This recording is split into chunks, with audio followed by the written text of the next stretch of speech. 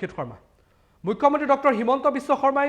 মুছলমান সমাজক লৈ কেইবাটাও গুৰুত্বপূৰ্ণ মন্তব্য কৰিলে মুছলমান সমাজত সংস্কাৰৰ কথা কোৱা হৈছে মুছলমান সমাজত কিছু পৰিৱৰ্তনৰ কথা কোৱা হৈছে যিবোৰ ইতিমধ্যে প্ৰচলিত ব্যৱস্থা তেওঁলোকৰ আছে এগৰাকী বিয়া পাতক সন্তানৰ সংখ্যা কমাওক বা মাদ্ৰাসাত যি ধৰণৰ শিক্ষা হয় তাতকে বৈজ্ঞানিক দৃষ্টিভংগীৰ শিক্ষাদান কৰক বা শিক্ষা লওক এনে ধৰণৰ কথা বতৰাবোৰ ইতিমধ্যে কৈছে এই প্ৰসংগতে আজি আমি যুক্তিযুদ্ধত কথা পাতিব ওলাইছো যে প্ৰকৃততে মুছলমান সমাজত সঁচাকৈয়ে প্ৰয়োজন আছে নে নাই সংস্কাৰৰ বা যদি সংস্কাৰৰ প্ৰয়োজন আছে তেতিয়াহ'লে মুছলমান সমাজ এই ক্ষেত্ৰত এটা প্ৰ'এক্টিভ তেওঁলোকৰ মাজত প্ৰ'এক্টিভনেছ কিয় দেখা পোৱা হোৱা নাই এটা বিশেষকৈ এটা মুছলমানৰ যিসকল ইণ্টেলেক্চুৱেল কমিউনিটি আছে তেওঁলোকৰ মাজত এই বিষয়ে কথা পাতিবলৈ বৰ্তমান মোৰ লগত আছে কংগ্ৰেছৰ মুখপাত্ৰ আব্দুল আজিজ মোৰ লগত আছে এজন অধিবক্তা আবু ইউসুফ চৌধুৰী আপোনাক স্বাগতম জনাইছো বিজেপিৰ ফালৰ পৰা আছে মোৰ লগত বিশ্বজিৎ খাও আপোনালোক তিনিজনকে স্বাগতম জনাইছো এই সমগ্ৰ বিষয় কালি মুখ্যমন্ত্ৰী ডক্টৰ হিমন্ত বিশ্ব শৰ্মাই কি মন্তব্য কৰিলে প্ৰথমে মন্তব্য আগবঢ়াইছো Government is very clear कि कोई मुसलमान मर्द और mail we should not study as marry 3 female एक बीबी एक हस्बैंड 2 बच्चा खुशी से रहो तो ये हमारा स्टैंड है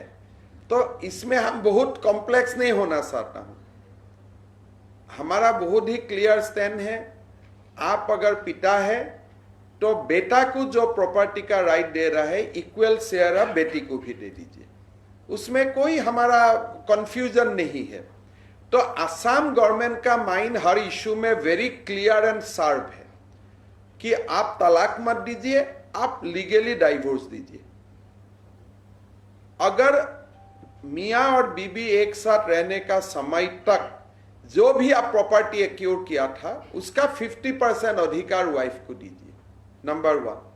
नंबर 2 आप 3 शादी मत कीजिए एक शादी कीजिए नंबर 3 अगर आप पिता हैं तो मुसलमान महिलाओं को मुसलमान बेटियों को बेटा का समान आपका प्रॉपर्टी में अधिकार दीजिए सो ये 3 मुद्दा में हम लोग बहुत ही क्लियर है हम लोग का solution very clear and sharp है और उसमें हमारा जो असम प्रदेश का जो मुसलमान लोग है मेरा बात को वो लोग सपोर्ट भी करता है हमारा यहाँ में कोई बहुत ज्यादा कॉन्फ्लिक्ट नहीं है अगर कोई आके मुख्यमंत्री डॉक्टर हिमন্ত বিশ্ব শৰ্মাৰ মন্তব্য মই ওপেনিং ৰিমাৰ্ক প্ৰথমে লৈ লৈছো কংগ্ৰেছৰ মুখপাত্ৰ মোৰ লগত আছে আব্দুল আজিজৰ ওপেনিং ৰিমাৰ্ক কি ক'ব মুখ্যমন্ত্ৰীৰ মন্তব্য হয় মুখ্যমন্ত্ৰী ডাঙৰীয়া কথাখিনি আমি শুনিছো এতিয়াও আকৌ শুনিলো তেখেতে যিখিনি কথা কৈছে সেই কথাখিনি সংস্কাৰৰ প্ৰয়োজন আছে নাই সেই কথাটো আমি আলোচনা কৰিম তাৰ আগতে তেখেতে যে কথাখিনি কৈছে কথাখিনিৰ আমি ইন্টেনশনটো এবাৰ ষ্টাডি কৰাৰ প্ৰয়োজন আছে বুলি মই অনুভৱ কৰোঁ তেখেতে প্ৰথমতে কথাখিনি যদি অসমৰ প্ৰেক্ষাপটত কৈছে তেতিয়াহ'লে কথাখিনি তেখেতে অসমীয়াত নকৈ হিন্দীত ক'লে নাম্বাৰ 1 নাম্বাৰ 2 যে হিন্দীত কোৱাৰ কাৰণটো কি হ'ল যে তেখেতে যে এন্টি মুছলিম তেখেতৰ যে এটা মানে লিডাৰশ্বিপ সেই লিডাৰশ্বিপ তেখেতে অল ইণ্ডিয়া লেভেলত তেখেতে এষ্টাব্লিছ কৰিবৰ কাৰণে কথাখিনি তেখেতে হিন্দী নাইবা ইংৰাজীত ক'বৰ কাৰণে চেষ্টা কৰিছে অসমীয়াত তেখেতে কোৱাগে নাই 2 নম্বৰ কথা হ'ল তেখেতে কৈছে সংস্কাৰৰ প্ৰয়োজন আছে সংস্কাৰৰ প্ৰয়োজন আজিৰ তাৰিখত কাৰ নাই সংস্কাৰৰ প্ৰয়োজন মুছলিমসকলৰ ক'ত আছে নাইবা ক'ত নাই সেই কথাখিনি যোৱাৰ আগতে মই এইটোও ক'ম যে ডক্টৰ হিমন্ত বিশ্ব শৰ্মা ডাঙৰীয়া আমাৰ অসমৰ মাননীয় মুখ্যমন্ত্ৰী তেখেতে অসমখন কেনেকৈ চলাব লাগে সেই ক্ষেত্ৰতো তেখেতৰো মই ভাবো সংস্কাৰৰ প্ৰয়োজন আছে এতিয়া কথা হ'ল হয় মই বিস্তৃতভাৱে আহিম ওপেনিং ৰিমাৰ্ক লৈ লৈছো বিজেপিৰ বিশ্বজিৎ খাও ওপেনিং ৰিমাৰ্ক হয় ডক্টৰ হিমন্ত বিশ্ব শৰ্মা ডাঙৰীয়াই কালি ক্লিয়াৰ কৈছে যে আমি মুছলমান সমাজৰ ভালৰ বাবে সদায় চিন্তা কৰি আহিছো আৰু মুছলমান সমাজৰ মাজত যিখিনি সংস্কাৰ কৰিব লাগে সেইখিনি কৰিব আৰু মুছলমান মহিলাসকলৰ যি প্ৰতাৰণাৰ বলি হৈছে তাৰ ক্ষেত্ৰতো তেওঁ কালি মন্তব্য দিছে আৰু এটা মাননীয় মুখ্যমন্ত্ৰী মহোদয়ে কৈছে যে মুছলমানসকল অৰ্থনৈতিকভাৱে বা বিভিন্ন ধৰণৰ যি সমস্যাৰ পৰা মুক্তি পাব লাগে মুছলমান সমাজ আগবাঢ়িব লাগে মুছলমান সমাজত ইঞ্জিনিয়াৰ ডাক্তৰ হ'ব লাগে এইবিলাক বহুত ভাল কথা কৈছে ডক্টৰ হিমন্ত বিশ্ব শৰ্মা ডাঙৰীয়া আৰু কংগ্ৰেছৰ মুখপাত্ৰগৰাকীয়ে যি ধৰণে কৈছে ডক্টৰ হিমন্ত বিশ্ব তেওঁ হিন্দীত কয় ইংৰাজীত কয় অসমীয়াত কয় তেওঁ যেতিয়া সংবাদ মাধ্যমক সম্বোধন কৰি থাকে তেওঁ তাতে বিভিন্ন ভাষাৰ সাংবাদিকসকলে তেওঁক প্ৰশ্ন কৰে আৰু যোন ভাষাৰ সাংবাদিকে প্ৰশ্ন কৰে ৰাষ্ট্ৰীয় পৰ্যায়ৰ বাতৰি কাকতৰ বা টেলিভিশ্যনৰ সাংবাদিকে যদি প্ৰশ্ন কৰে তেতিয়া তেওঁ হিন্দীতে উত্তৰ দিব লাগিব এনেকুৱা ধৰণৰ কথা আৰু টিভিত ক'বলৈ নাই মই তেখেতৰ জাষ্ট ইন্টেনশনটোৰ কথা কৈছো ইয়াৰ আগে পিছে ইন্টেনশনটো কংগ্ৰেছে বেছি জানে উপায়ুক্ত এছপিক তেখেতে হিন্দীত ধমক দি হিৰো হোৱাৰ এটা যোনটো প্ৰৱণতা সেইটো আমি আগতেও দেখা পাইছো এতিয়া মই কৈছো অসমৰ ক্ষেত্ৰত যেতিয়া অসমৰ মুছলমানৰ কাৰণে কথাবিলাক যেতিয়া কৈছে যেতিয়া মই কৈছো হিন্দীত কোৱাত আমি আপত্তি কৰা নাই মই কৈছো তেখেতৰ প্ৰৱণতা তেখেতৰ ইচ্ছাটো কি যে অসমৰ প্ৰেক্ষাপটত তেখেতে যেতিয়া কথাখিনি কৈ আছে তেখেতে অসমীয়াত ক'লে ভাৰতীয় জনতা পাৰ্টিয়ে সদায় মুছলমান সমাজৰ কাৰণে কাম কৰি আহিছে আৰু কংগ্ৰেছ হওক বিভিন্ন ধৰণৰ যিবিলাকে মুছলমান ভোট বেংকৰ ওপৰত চলি থাকে তেওঁলোকে সদায় ইয়াতে ভোট বেংকৰ কথা আহাই নাই কিন্তু ইয়াতে ভোট বেংকৰ কথাই আহাই নাই এটা কথা উল্লেখ কৰিব বিচাৰো যে অসমৰ মুছলমান সমাজে ইতিমধ্যে ভাৰতীয় জনতা পাৰ্টিক বিশ্বাসত লৈছে সবকা সাথ সবকা বিশ্বাস সবকা বিকাশ এই নীতিক সমৰ্থন কৰিছে আৰু ভাৰতীয় জনতা পাৰ্টি বিগত সময় পৌৰসভাৰ ইলেকশ্যনত সেইটো মুছলমান সমাজে মানে ভাৰতীয় জনতা পাৰ্টি বিভিন্ন ভোটদানৰ জৰিয়তে ভাৰতীয় জনতা পাৰ্টিক সমৰ্থন কৰি আছে বাৰে বাৰে বিফল হোৱা কংগ্ৰেছে বিভিন্ন ধৰণৰ তৰল মন্তব্য দিয়াটো স্বাভাৱিক তৰল মন্তব্য অসমৰ মুছলমান যোৱা সময়ছোৱাৰ যিসমূহ নিৰ্বাচন অসমত হৈছে সেই নিৰ্বাচনসমূহৰ ফলাফলে দেখাইছে যে অসমৰ ৰাইজে নাইবা অসমৰ মুছলমানৰো একাংশই ধৰক বিজেপিক সমৰ্থন দিছে আৰু অসমত আজি তাৰিখত বিজেপিৰ এবছলিউট গভৰ্ণমেণ্ট এখন চলি আছে যি সময়ত চৰকাৰখনে অসমৰ বিভিন্ন উন্নয়নমূলক কাম কৰিব লাগে সেই সময়ত হিন্দু মুছলিম মুছলিম হিন্দু এনেকুৱা ধৰণৰ ৰাজনীতি কৰাৰ জানো কোনো ধৰণৰ দৰকাৰ আছিলে যি সময়ত আজিৰ তাৰিখত আজিৰ এই প্ৰেক্ষাপটত আমি বহি কি আলোচনা কৰিব লাগে যে পিপি কিটৰ যি কথা ওলাইছে সেই কথাটোৰ সন্দৰ্ভত আমি আলোচনা কৰিব লাগে যে এই কথাটো কিমান দূৰ সত্য কিমান দূৰ মিছা এই কথাবিলাক আমি আলোচনা কৰিব লাগে অসমৰ যি আইন ব্যৱস্থা যি ল এণ্ড অৰ্ডাৰ চিটুৱেশ্যন যি ফেইল হৈছে সেই কথাবিলাক আমি আলোচনা কৰিব লাগে কিন্তু সেই আলোচনা ল এণ্ড অৰ্ডাৰ চিটুৱেশ্যনবিলাক কাৰ পৰা ল এণ্ড অৰ্ডাৰ চিটুৱেশ্যনবিলাক কাৰ দ্বাৰা ভংগ কৰা হৈছে ল এণ্ড অৰ্ডাৰ চিটুৱেশ্যনবিলাক কাৰ দ্বাৰা ভংগ কৰা হৈছে শেষ কৰিব দিয়ক আৰু এটা কথা কওঁ ঠিক আছে মোক শেষ কৰিব দিয়ক কংগ্ৰেছ দলে বিভিন্ন ধৰণে সান্তনা লাভ কৰি থাকে তেওঁলোকে সান্তনা লাভ কৰি আজি অসমৰ কোনে চলাই আছে কংগ্ৰেছ দলক অসমবাসী কেতিয়াও সমৰ্থন কৰি আছে কংগ্ৰেছ দলক আজি বিগত 6 বছৰ মুখ্যমন্ত্ৰী ডক্টৰ হিমন্ত বিশ্ব শৰ্মা হয় গোটেই ল এণ্ড অৰ্ডাৰ চিটুৱেশ্যন যদি ফেইল হয় তেতিয়াহ'লে কংগ্ৰেছে মুখ্যমন্ত্ৰীকে প্ৰশ্ন কৰিব চৰকাৰকে প্ৰশ্ন কৰিব গতিকে সেইটো কথাত আপুনি মোক ফিনিশ কৰিব দিয়ক এই ল এণ্ড অৰ্ডাৰ কথাটো কংগ্ৰেছ দলৰ মুখপাত্ৰই কোৱাটো উচিত নহয় যিটো কংগ্ৰেছৰ শাসনৰ সময়ত বিটিআইডিত দাঙ্গা হৈছিলে যিটো সময়ত ল এণ্ড অৰ্ডাৰ কোনো চিটুৱেশ্যন নাছিলে আজিৰ দিনত কংগ্ৰেছৰ জ্যেষ্ঠ নেতাই কয় যে বিজেপি চৰকাৰৰ দিনত বন্দুক বাৰুদৰ শব্দ নহয় চৰাই চিৰিকটিৰ মাতেৰে ৰাতিপুৱাই অসমত ঠিক আছে সেই ল এণ্ড অৰ্ডাৰ কংগ্ৰেছৰ দলে কোৱাটো উচিত নহয় আপুনি খুব ধুনীয়া কথা কৈছে যে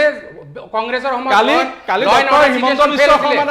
ডক্টৰ হিমন্ত বিশ্ব শৰ্মা ডাঙৰীয়াই প্ৰেছ মিটৰ জৰিয়তে কৈছে আৰু মোদী চৰকাৰ অহাৰ পাছত ডক্টৰ হিমন্ত বিশ্ব শৰ্মা সৰ্বানন্দ সোণোৱাল ডাঙৰীয়া চৰকাৰ অহাৰ পাছত অসমত হওক বা ভাৰতত হওক কাশ্মীৰত হওক বা অৰুণাচল প্ৰদেশত হওক উত্তৰ পূৰ্বাঞ্চলত হওক বা ভাৰতৰ দক্ষিণাত্যতে হওক আপুনি শুনক সমাধান হোৱাৰ দিশত গৈছে আপুনি শুনি লওক এতিয়া কংগ্ৰেছৰ দিনত ল এণ্ড অৰ্ডাৰ চিটুৱেশ্যন আপুনি ফেইল হোৱা বুলি কৈছে সেই সময়ত বিভিন্ন জেগাত দাঙ্গা হোৱা বুলি কৈছে এই কথাবিলাক যদি আপুনি এটা পইণ্টত মানিও লয় সেই সময়ৰ কংগ্ৰেছৰ প্ৰভাৱশালী নেতা প্ৰভাৱশালী মন্ত্ৰী আজিৰ তাৰিখত আপোনালোকৰ দলৰ 1 নম্বৰ নেতা তথা অসমৰ মুখ্যমন্ত্ৰী তেতিয়াহ'লে আপুনি তেখেতক ক'ব নেকি যে সেই সময়ত হোৱা ফেইলৰৰ কাৰণে তেখেতে ক্ষমা খুজিব ভাৰতীয় জনতা পাৰ্টি চৰকাৰ চলি আছে আপুনি ভাৰতীয় জনতা পাৰ্টি কংগ্ৰেছ আপুনি যেতিয়া আপুনি অতীতলৈকে গৈছে তেতিয়াহ'লে অতীতৰ নেতা আছিলে কংগ্ৰেছৰ সেই নেতাবিলাক আজি আপোনালোকে বিজেপি চৰকাৰ চলাই আছে আৰু আপুনি কংগ্ৰেছৰ অতীত কৰিব আহিছে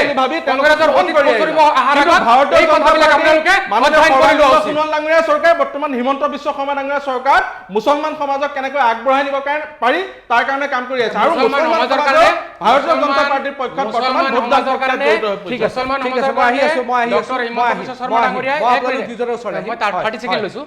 মুছলমান সমাজৰ কাৰণে তেখেতে যদি ইমান ভাল কাম কৰিব বিচাৰিছে আজিৰ তাৰিখত অসমৰ সংখ্যালঘুসকলৰ 1 নম্বৰ সমস্যা হ'ল এনআৰচিটো এতিয়ালৈকে কিয় কমপ্লিট হোৱাগে নাই ঠিক আছে আপোনাৰ প্ৰশ্ন মই ল'ম মই এতিয়া যাব বিচাৰিছো আবু ইউসুফ চৌধুৰী ডাঙৰীয়া আপোনাৰ আছে আপুনি কি ভাবে গোটেই বিষয়টোত আপুনি এজন অধিবক্তা হয় আপুনি সুদীৰ্ঘ সময় বাহিৰতো আছিলে মোৰ যদি ভুল হোৱা নাই প্ৰায় 20 বছৰকৈ অধিক সময় আপুনি আছিলে আৰু আপুনি শেহতীয়াকৈ আহিছে আপোনাৰ দৃষ্টিভংগীটো কি ফাৰ্ষ্ট অফ অল ইটো যে আমাৰ মুখ্যমন্ত্ৰী ডাঙৰীয়াই যেটো কমেণ্ট কৰিলে এইটো পলিটিক্যাল কমেণ্ট মই যেটো ভাবো মই যে নন পলিটিক্যাল পাৰ্সন হিচাপে যেটো ভাবো এইটো পলিটিক্যাল কমেণ্ট ক'ব পাৰো কাৰণ ইনফেক্ট এণ্ড প্ৰেক্টিক্যাল চিন্তা কৰিলে তেওঁ যিটো কথা কৈছে আমাৰ যে ডাইভাৰ্চিফাইড এটা দেশত বিভিন্ন ধৰ্মাৱলম্বী মানুহৰ তাতে এনেকুৱা এটা যি ছিষ্টেমত তেওঁ এইটো ইমপ্লিমেণ্টেশ্যন কৰিব বিচাৰিছে এইটো ইনফেক্ট নট পচিবল কাৰণ ইয়াতে আমাৰ যিটো ইনহেৰিটেঞ্চ ৰাইট আছে হিন্দু ধৰ্মৰ যিটো ইনহেৰিটেঞ্চ আছে মুছলমানৰ যিটো আছে শিখৰ যিটো আছে জৈনৰ যিটো আছে বুদ্ধিজমৰ যিটো আছে যদি আমি এটা আৰু এটাৰ লগত এক্সট্ৰিম ইম'চনেল পইণ্ট যিটো মানুহৰ ধৰ্মীয় যিটো তাতে যদি আমি আঘাত আনো সুপ্ৰিম কোৰ্টৰ চাওক সুপ্ৰিম কোৰ্টৰ স্বাধীনতাৰ পৰা বাৰে বাৰে কেইছত পিআইএল হৈছে পিআইএলত সুপ্ৰিম কোৰ্টে ডিৰেকশ্যন দিছে গভৰ্ণমেণ্টৰ যে আপোনালোকে ইয়াৰ ওপৰত আৰ্টিকল 44 যিটো ডাইৰেক্টিভ প্ৰিন্সিপল যিটো কনষ্টিটিউশ্যনত দিছে যে ষ্টেট গভৰ্ণমেণ্টে কিবা একশ্যন লোৱাৰ কাৰণে এইটোৰ ওপৰত কিবা ল বনোৱাৰ কাৰণে কিন্তু তাৰ পিছতো জাজমেণ্ট যেতিয়া গভৰ্ণমেণ্ট যায় তেতিয়া লেজিছলেশ্যনত যোৱাৰ পিছত তাৰ যে প্ৰেক্টিকেল ছিচুৱেশ্যন উঠি আহে এই ছিচুৱেশ্যনত কোনো সময় এইটো সম্ভৱ নহয় কাৰণ মানুহৰ যিটো পাৰ্চনেল যিটো অধিকাৰ হয় যিটো 25-26 আৰ্টিকল কনষ্টিটিউশ্যনে যিটো অধিকাৰ দিছে ধৰ্মীয় অধিকাৰ এই আৰ্টিকল 44-এ 25 আৰু 26ত বাধা দিয়ে যাৰ কাৰণে আজিলৈকে এইটো সম্ভৱ হোৱা নাই হয় মই ইউসুফ ডাঙৰীয়া প্ৰশ্নটো এইটো সংবিধানে কি কয় বা আৰ্টিকলত কি আছে সেইটোতো হ'ব কিন্তু সংস্কাৰটো নিশ্চিতভাৱে প্ৰয়োজন সংস্কাৰ সংবিধানৰ ভিতৰত নাথাকে সংস্কাৰ সংবিধানৰ ভিতৰত বা সংবিধানৰ ভিত্তিত নহয় সংস্কাৰ হ'ব সমাজ ব্যৱস্থাৰ মাধ্যমেৰে এটা ধৰক মই যদি উদাহৰণ দি কওঁ অসমৰ এটা সময়ত হিন্দু ধৰ্মটো সতীদাহ প্ৰথা আছিল কিন্তু সেই সতীদাহ প্ৰথাটো এতিয়া নাই সেইটো সংস্কাৰটো কোনো সংবিধানৰ মাধ্যমেৰে হোৱা নাই সংবিধানততো আপুনি সতীদাহ প্ৰথা নাথাকিব বুলিতো 1950 হোৱা সংবিধানত নাই আপুনি সেইটো কথা আপুনি উল্লেখ নাপায় কিন্তু প্ৰশ্নটো এইটো হ'ল যে ৰাজনীতি বা ৰাজনীতিৰ ক্ষেত্ৰত থাকিব পাৰে আৰু মই আপোনাক আজি ইয়াত মাতি আনাৰ মোৰ উদ্দেশ্যটো সেইটোৱে আছিল যে ৰাজনৈতিক প্ৰেক্ষাপটৰ বাহিৰত থকা মানুহ এজনে যদি কথাখিনি বিশ্লেষণ কৰে তেতিয়াহ'লে বেছি ভাল হয় কাৰণ ৰাজনীতিত থকা মানুহে কিন্তু ৰাজনীতিৰ কথা ক'বই বিজেপি কংগ্ৰেছ বা যাক কয় কিন্তু এতিয়া মোৰ প্ৰশ্নটো হ'ল যে প্ৰকৃততে মুছলমান সমাজত সংস্কাৰৰ প্ৰয়োজন আছে নে নাই আপুনি ভাবে নে নাভাবে এইটো কথা কিছুমান চাওক সব ধৰ্মত কিছুমান যিটো কডিফাইড যিটো ধৰ্মীয় যিটো ৰীতি নীতি যিটো লজ আছে সাপোজ মুছলমানৰ যিটো কুৰাণ আহাদিছ ইজমা কিয়াছ চাৰিটা প্ৰিন্সিপল আছে সিমিলাৰলি হিন্দু ধৰ্মতো ইহঁতৰ মানে হিন্দু ধৰ্মৰ যিটো হেৰি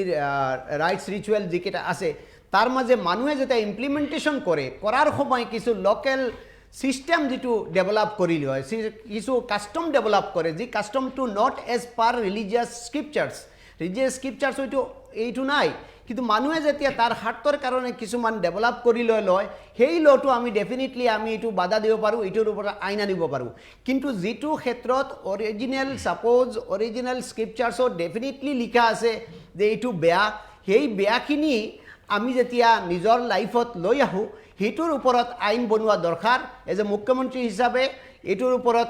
ইম্পৰ্টেঞ্চ দিয়াটো দৰকাৰ কাৰণ সব ধৰ্মত মুছলিম ধৰ্মতো যেটো কেদিন আগতে তালাকৰ ওপৰত হেৰি কৰিছে কিন্তু তালাকটো যদি আমি বিচাৰোঁ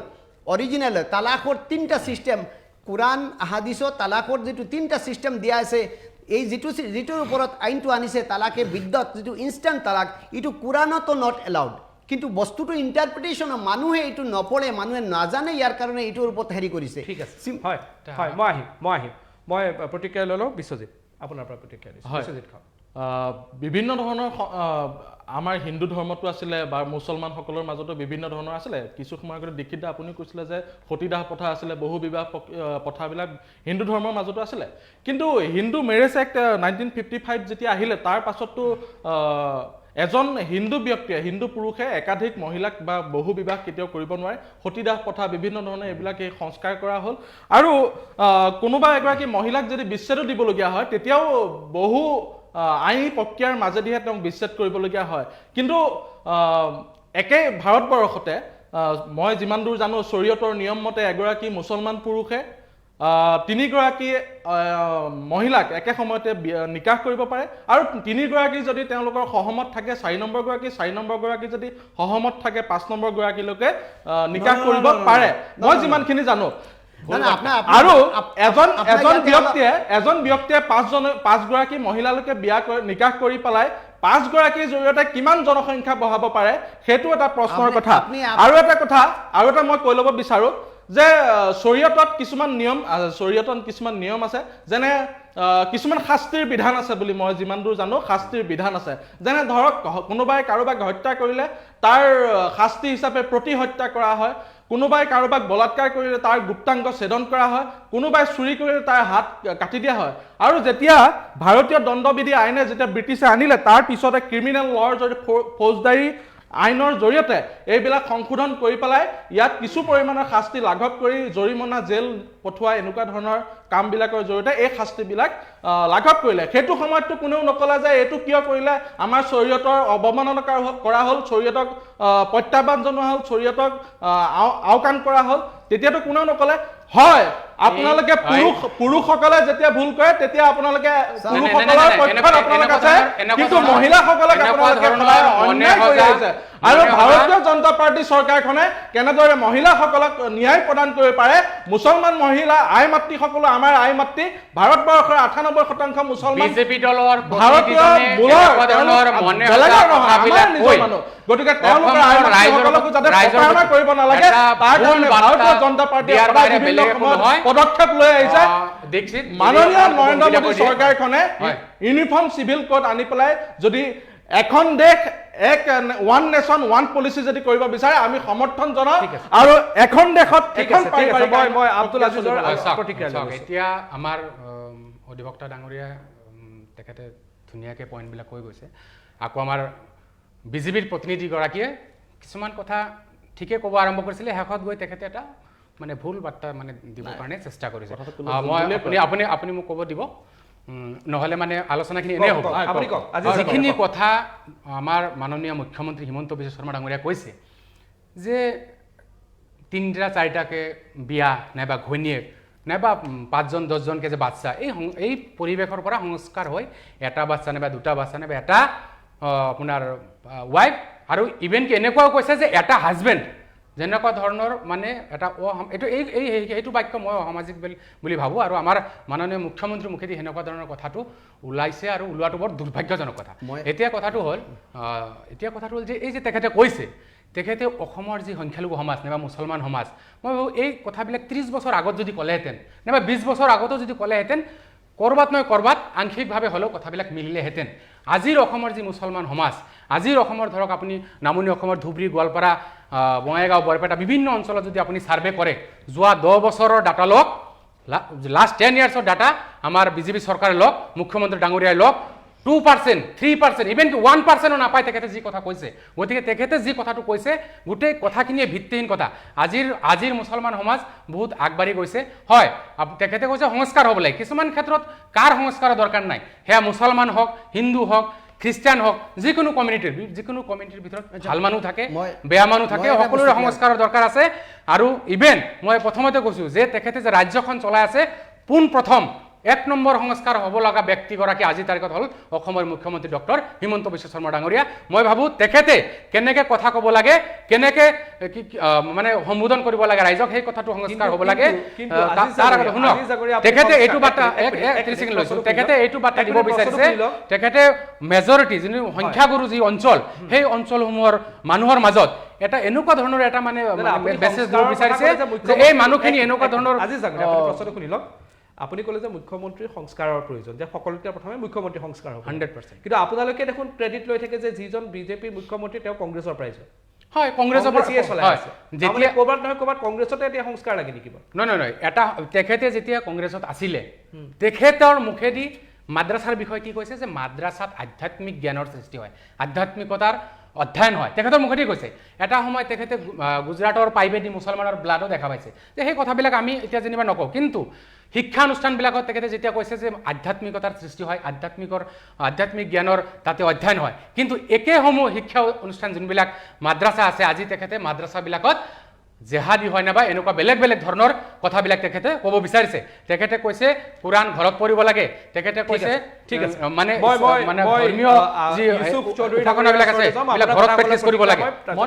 এই কথাবিলাক তেখেতে কোৱাৰ আগত ভাৰতীয় যি আইন ব্যৱস্থা ভাৰতীয় সংবিধানৰ 29 আৰু 30 আৰ্টিকুলে সংখ্যালঘুসকলক নাইবা সংখ্যালঘুসকলক যি ৰাইটছ দিছে সেই ৰাইটছবিলাক ঠিক আছে, অধিকাৰ আছে নে নাই এই কথাবিলাক মুখ্যমন্ত্ৰীগৰাকী নাজানে নেকি এজন মুখ্যমন্ত্ৰী মই আপোনাৰ কথা দায়িত্ববান মানুহে এই কথাবিলাক মই গম নাপায় আজিজ নেকি? ডাঙৰীয়া আপোনাৰ কথা মই বিশ্বজিৎ খানৰ পৰা মই আব্দুল আজিজ ডাঙৰীয়া কংগ্ৰেছৰ মুখপাত্ৰগৰাকীক মই ধন্যবাদ জনাইছোঁ। তেওঁ কৈছে যে এইখিনি যিখিনি কথা কৈছে আজিৰ পৰা 30 বছৰ 40 বছৰ আগতে ক'ব লাগিছিলে। হয়, এইখিনি 30 বছৰ 40 বছৰ আগতে ক'ব লাগিছিল, কিন্তু সেইটো সময়ত ভাৰতীয় জনতা পাৰ্টীৰ চৰকাৰ ক'তো নাছিলে। গতিকে সেইটো সময়ত যদি ভাৰতীয় জনতা পাৰ্টীৰ চৰকাৰ থাকিলহেঁতেন মুছলমানৰ আই মাতৃসকলে তেতিয়াই ন্যায় পালেহেঁতেন। গতিকে আপোনাক ধন্যবাদ জনাইছোঁ। আপুনি যে কথাটো স্বীকাৰ কৰিছে 30-40 বছৰ আগতে হ'ব লাগিছিল। ধন্যবাদ। মই আপোনাক কৈছো যে এই কথাটো মুছলমান সমাজত 30 বছৰ আগত 40 বছৰ আগত হয়, হ'ব লাগিছিল আছিলে, হ'ব লগীয়া আছিল, কিন্তু হোৱা নাছিলে। সেইটো সময়ত ভাৰতীয় জনতা পাৰ্টীৰ চৰকাৰ আছিলে, সেইটো সময়ত নৰেন্দ্ৰ মোদী ডাঙৰীয়া চৰকাৰ থকা নাই, হিমন্ত বিশ্ব শৰ্মা ডাঙৰীয়া চৰকাৰ থকা নাই, সেইটো সময়ত সংশোধন হ'ল। মই আপোনাক তেতিয়া পদক্ষেপ ল'লেহেঁতেন। শুনক বিশ্বজিৎ খান ডাঙৰীয়া, মই আপোনাক প্ৰত্যাহ্বান জনাইছো এইটো চেনেলৰ পৰাই আপুনি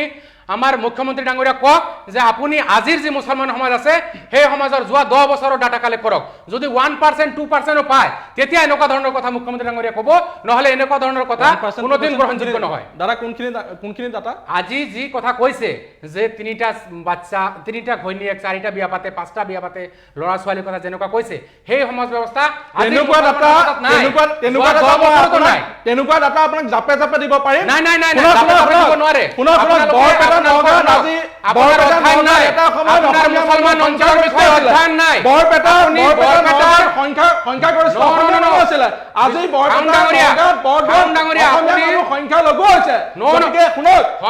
সংখ্যাগুৰু বেলেগ কথা। আপুনি মুছলমান অঞ্চল বাছনি কৰক, কোনটো অঞ্চলত যাব মই লৈ যাম। যদি এটা গাঁও বাছনি কৰক, আপোনাৰ মতে যিকোনো এটা মুছলমান গাঁও যিকোনো এটা মুছলমান অধ্যুষিত মহকুমা আপুনি বাছনি কৰক, তাতে বোলক যদি 1% 2% কথা এই কথা মুখ্যমন্ত্ৰীৰ লগত নিদিব। ইতিমধ্যে হৰিশংকৰ ব্ৰহ্ম কমিটিৰ ৰিপৰ্টত কৈছে অসমৰ 9খন জিলা ইতিমধ্যে অসমীয়াসকল হিন্দুসকল খিলঞ্জীয়াসকল সংখ্যালঘু আছে। হৰিশংকৰ ব্ৰহ্ম কমিটিৰ ৰিপৰ্টৰ মতে খিলঞ্জীয়াসকল সংখ্যালঘু।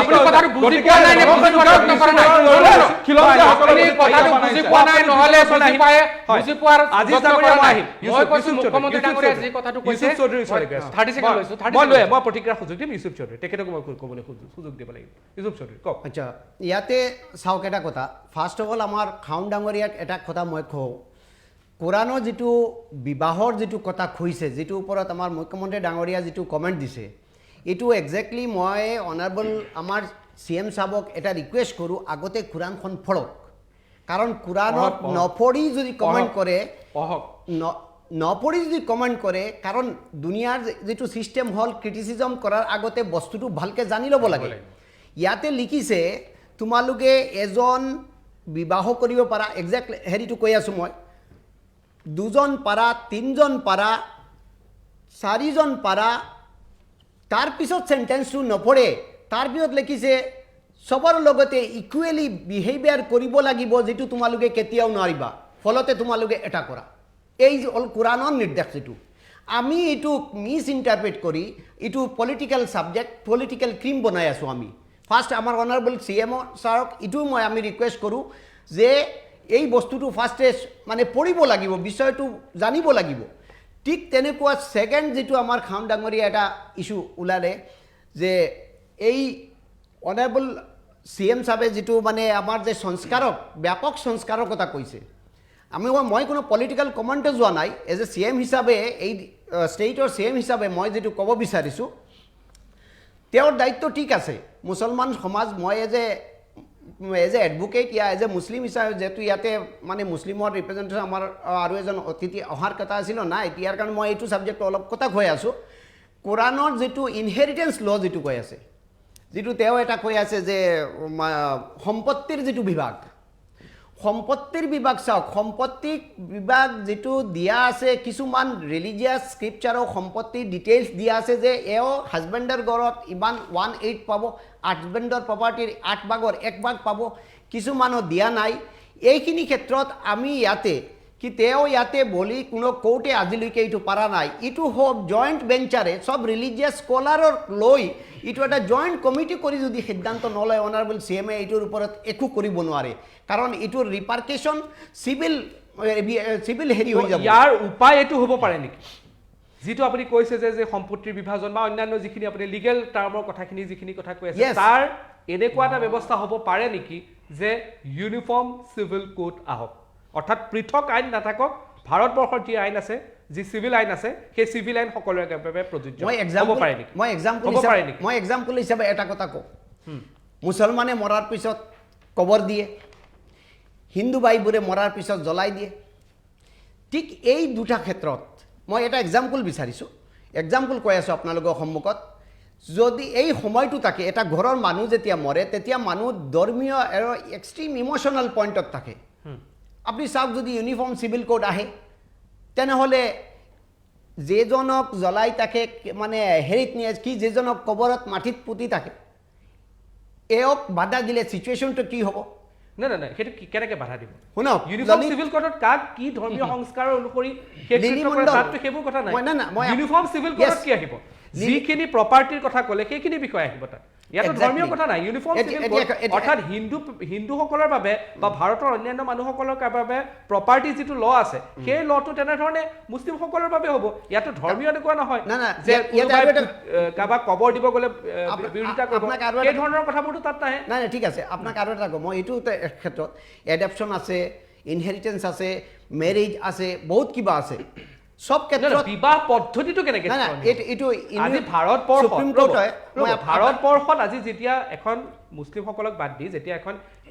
আইন আছে যি সেই আইন আছে খ্ৰীষ্টানসকলে খ্ৰীষ্টানৰ মতে বিয়া পাতে হিন্দুসকলে হিন্দুৰ মতে বিয়া পাতে এই ইউনিফৰ্ম চিভিল কোড অহাৰ লগে লগে মুছলিমসকলেতো বেলেগকৈ বিয়া পাতিব নালাগে এতিয়া হিন্দু সমাজত আপুনি চাই একাংশই হোম দি বিয়া পাতে কোনোবাই পুথি পাঠ কৰি বিয়া পাতে তাততো কোনো ধৰণৰ অহা নাই অসুবিধা আপুনি কোনটো কথা ক'ব বিচাৰিছে মই ধৰিব পৰা নাই আচলতে ধৰিব এইটো কথা কৈ আছোঁ ছাপ'জ এটা কেছ হৈছিলে সুপ্ৰিম কোৰ্টত ললিত মণ্ডল সেই কেছটোত সুপ্ৰিম কোৰ্টে আল্টিমেটলি জাজবোৰে এইটো ডিচিজন দিছে লাষ্টত যে এইটো ইণ্ডিয়াত যেতিয়া 9টা মেজৰ ৰিলিজন আছে এই 9টা মেজৰ ৰিলিজনৰ আন ইহঁতৰ মানে বিভিন্ন ডিফাৰেণ্ট পলিচি আছে ইনহেৰিটেঞ্চ কওক মেৰেজ কওক আজিলৈকে এইটোৰ ওপৰত কোনো ইউনিফৰ্ম চিভিল কোড অনা নাই কনষ্টিটিউশ্যন যেতিয়া ফৰ্ম হৈছে আৰ্টিকল 44 যেটো বনাইছে এই আৰ্টিকল 44টো ডিৰেক্টিভ পলিচি যেটো আছে ষ্টেট পলিচি যেটো আছে হিটো আকৌ সংবিধানৰ আমাৰ ডাইৰেক্ট ফাণ্ডামেণ্টেল ৰাইট যেটো 25 আৰু 26 আৰ্টিকল হিটোৰ ওপৰত বাধা হৈ যায় যাৰ কাৰণে আজিলৈকে এইটো মানে ইণ্ডিয়াত সম্ভৱ হোৱা নাই যদি আমিও বিচাৰোঁ কিছুমান ক্ষেত্ৰত ময়ো বিচাৰোঁ যে ইউনিফৰ্ম চিভিল কোড হওক কিন্তু কিছুমান ক্ষেত্ৰত এইটো মানুহ পাব্লিকৰ মাজে বিৰাট এইটো সেন্টিমেন্ট ক্ৰিয়েট হৈ যায় ইয়াৰ কাৰণে ঠিক আছে আজিজ মই আমাৰ অনাৰেবল CM ডাঙৰীয়া যিখিনি কথা কৈছে সেই কথাখিনি যদি আমি পজিটিভ সাইড চিন্তা কৰোঁ মানে খালি পজিটিভ নেগেটিভ দুটা আলোচনা কৰিব পজিটিভ সাইডো যদি চিন্তা কৰোঁ যে তেখেতে ধৰি ল'লোঁ যে অসমৰ মুছলমানৰ কাৰণে তেখেতে ভাল কাম কৰিব বিচাৰি আছে এই কথাটো এবাৰ মানি ল'লোঁ যে বিচাৰি আছে তেখেতৰ ইণ্টেনশ্যনৰ কথাটো আমি এবাৰ আলোচনাত নানিলোঁ যেনিবা এতিয়া মুছলমানৰ মূল সমস্যাসমূহ কি কি আজি তাৰিখত অসমত সেই সমস্যাসমূহ তেখেতে নগৈ কিনে তেখেতে যি কথাটো কৈছে যে বিয়া বাৰু মই আগতেও কৈছোঁ যে এই কথাবিলাক এতিয়াৰ মুছলমান সমাজত নাই মুছলমান সমাজত এনেকুৱা ধৰণৰ সংস্কৃতি নাই তথাপি তেখেতে সংস্কাৰৰ কথা কৈছে য'ত য'ত আছে মই ভাবোঁ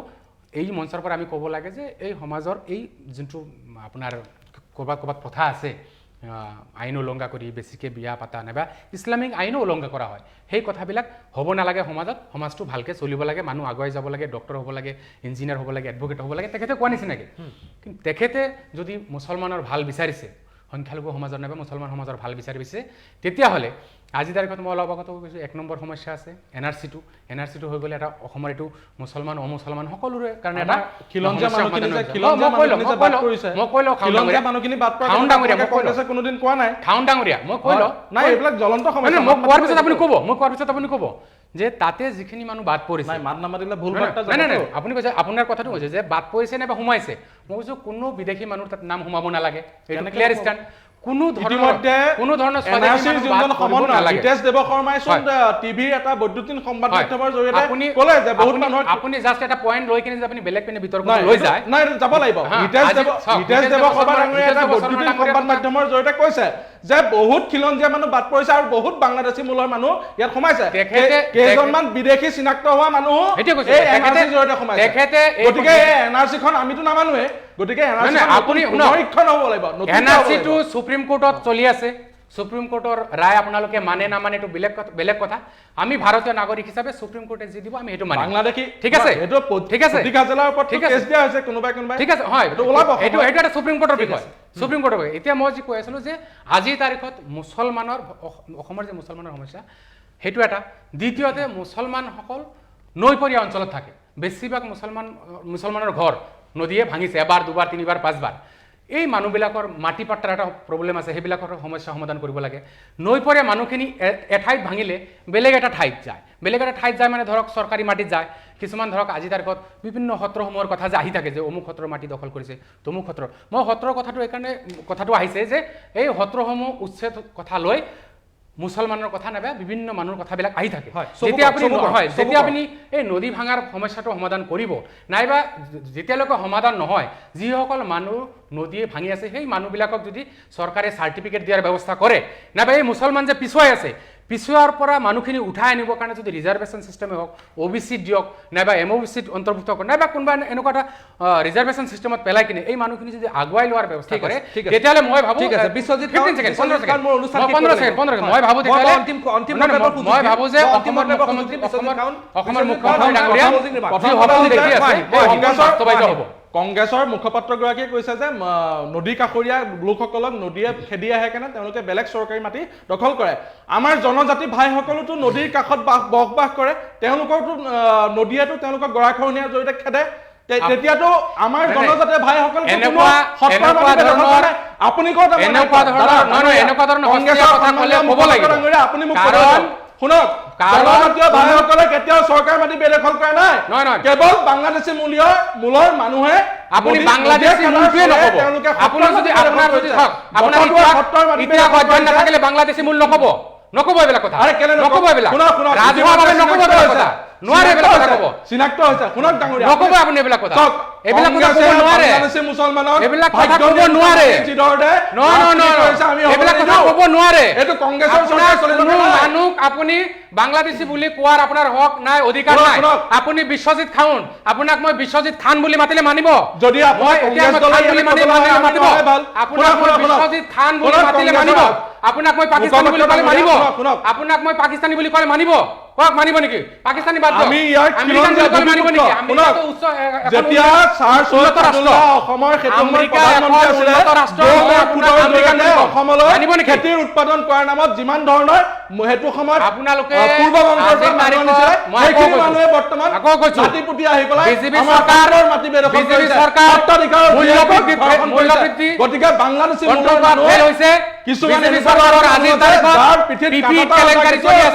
এইবিলাক কথা আপোনাৰ ঢাকিবৰ কাৰণে আপোনালোকে এইবিলাক বাংলাদেশী আনিব, পাকিস্তানী আনিব, উন্নয়নৰ কামৰ লগত আছে, কংগ্ৰেছ নাই। গতিকে এইবিলাক কংগ্ৰেছৰ মানুহে আহি পেলাই টিভি চেনেলত চিঞৰ বাখৰ কৰি মূল সমস্যাবিলাক আঁতৰাই দিয়ে। নহয়, মূল সমস্যা কোনে আঁতৰিছে? আজি এবছলিউটলি মেজৰিটি আপোনালোকে গভৰ্ণমেণ্ট আছে, আপোনালোকে উন্নয়নৰ কাম কৰিব লাগে। উন্নয়নৰ কাম নকৰি কি কৰি আছে? উন্নয়নৰ কামৰ চিটুৱেশ্যন ফেইল হৈছে, আপোনালোকে কণ্ট্ৰল কৰিব পৰা নাই। মূল্যবৃদ্ধি কণ্ট্ৰল কৰিব পাৰিছে? মূল্যবৃদ্ধি কণ্ট্ৰল কৰিব পাৰিছে নেকি? বিশ্বজিৎ খান ডাঙৰীয়া মূল্যবৃদ্ধি কণ্ট্ৰল কৰিব পাৰিছে নেকি? খিলঞ্জীয়া মানুহৰ অধিকাৰ সাব্যস্ত কৰা, বাংলাদেশী এইবিলাক কথা কৈ ভাগ কৰি আছে, একো কৰিব পৰা নাই, কৰিব নোৱাৰে। আৰু ৰাইজে লাহে লাহে মানুহে অৰ্ডাৰটো ভংগ কৰি আহিছে। চৰকাৰে কি কৰি আছে? মুছলমানক সদায় এইবিলাক ভুল